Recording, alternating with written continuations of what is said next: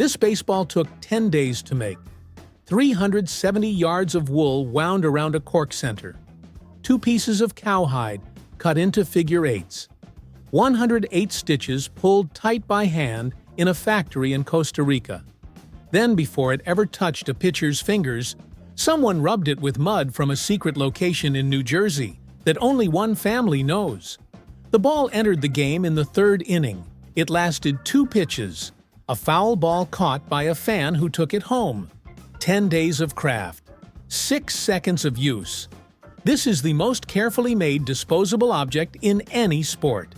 Here is why it has to be, and why nobody has found a machine or a mud that does the job better. The reason every baseball is made this way traces back to the moment one killed a man. In 1920, pitcher Carl Mays hit Cleveland shortstop Ray Chapman in the head. Chapman died the next day. At the time, a single ball stayed in the game until it fell apart dark, with tobacco spit and scuffed invisible. After his death, baseball changed the rules. Fresh balls rotated in throughout the game. Cleaner, whiter, safer. But that fix created a new problem. Factory leather was glossy and slick. Pitchers could not grip it. Umpires tried shoe-polished tobacco juice, infield dirt. Everything stained or scratched the leather. For 2 decades, nobody solved it. Then in 1938, a third base coach named Lena Blackburn remembered a fishing spot from childhood, a creek in New Jersey where 2 streams met and the tides filtered the mud twice. He rubbed a new ball with it. No stain, no scratch, perfect grip. Every team adopted it within a year. One death demanded more baseballs. More baseballs demanded a factory that could make them by hand at scale. That factory ended up in Turrialba, Costa Rica, where 350 workers stitch 2.4 million baseballs a year. Everyone still rubbed with mud from the same creek. Follow one ball from the start. The core is a cork sphere the size of your thumb, wrapped in 2 layers of rubber and molded under pressure. This is the pill. It decides how the ball bounces. Get it wrong and the entire season tilts. 2 lively and home runs flood the league. 2 dead and pitchers dominate. The margin is razor thin. Machines wind the pill with nearly 400 yards of wool yarn under constant tension. More than 3 football fields of fiber around something you can hold between 2 fingers. Wool, because it is the only natural fiber that snaps back after compression. A ball hit at 100 miles per hour deforms on contact and has to return to round in milliseconds. Now, the part no machine can replicate. 2 figure 8 pieces of cowhide from Tennessee cattle arrive dampened and already punched with 108 holes. A worker places them over the wound core. 1 needle, 88 inches of waxed red thread. She pulls each stitch tight enough to hold through a 100-mile-per-hour impact, but even enough that no seam sits higher than another. Seam height matters. Too high, and curveballs break too sharply. Too flat, and nothing moves. The difference between a pitch that buckles a batter's knees and one that hangs over the plate lives in how evenly one person pulled a thread.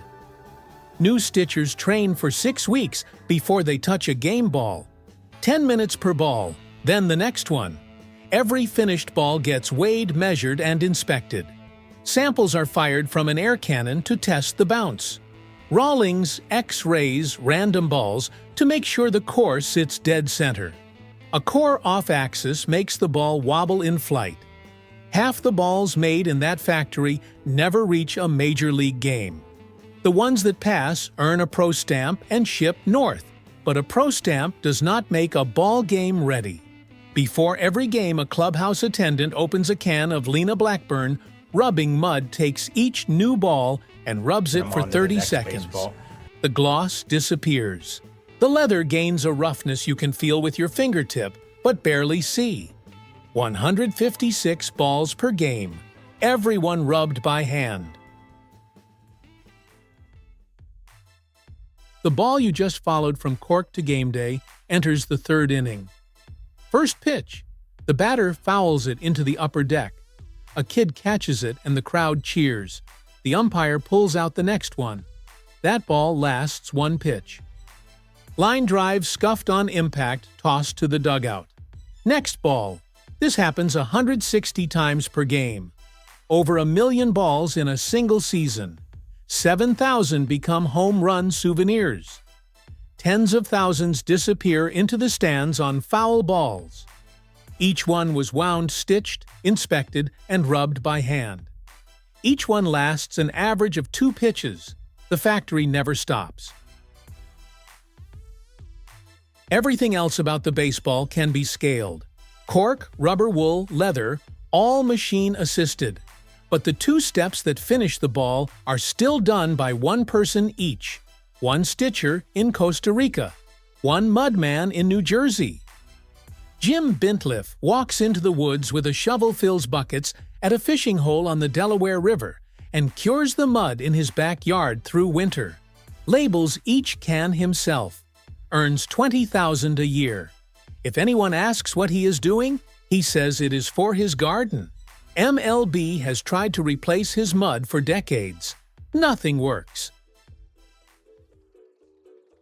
A sport that tracks every pitch to the millimeter measures, spin rate in real time, and runs billion-dollar broadcast deals still cannot start a game without a person in Costa Rica pulling thread and a person in New Jersey digging mud. Researchers at the University of Pennsylvania studied the mud in 2024 and found that its particles are fine enough to grip leather without scratching it. 86 years of use. The science was only proven last year. Nobody engineered it. A coach remembered a creek from childhood. Nature had already done the work. 108 stitches pulled tight by fingers wrapped in tape. A palm of cool mud smoothed across white leather until the shine disappears. Then a swing a crack, and the ball is gone. 10 days to make. 6 seconds to use. And nobody has found a machine that does either part better. 10 days of wool and leather and thread. 2 pitches under stadium lights. 1 man with a shovel and a secret fishing hole. That is the life of every baseball. That's the process. We reveal how things actually work, one story at a time. If there's something you'd like us to explore next, let us know. Until then, trust the process.